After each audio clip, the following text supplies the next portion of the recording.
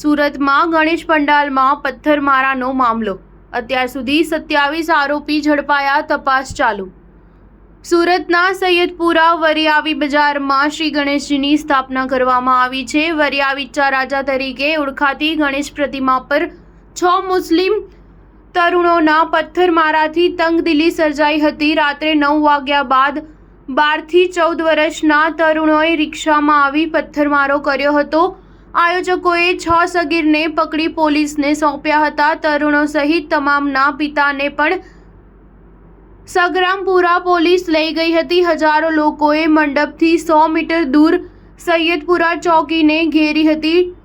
ટોળા વિખેરવા લાઠીચાર્જ કરાયો અને 10 થી વધુ ટીયર ગેસ છોડાયા હતા. ત્યારબાદ આ વિસ્તારમાં પોલીસના ધાડે ધાડા ઉતારવામાં આવ્યા હતા તેમજ કોમ્બિંગ શરૂ કરવામાં આવ્યું હતું.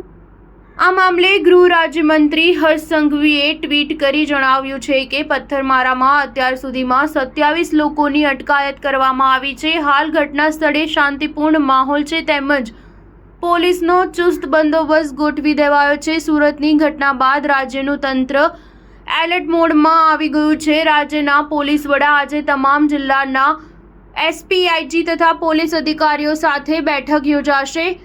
તહેવારોના ટાળે રાજ્યમાં કોમી એકતા જળવાય અને અસામાજિક તત્વો સામે કડક પગલાં લેવા બાબતે ચર્ચા કરવામાં આવશે. તમામ જિલ્લાઓમાં શાંતિ સમિતિ સાથે બેઠક યોજાશે.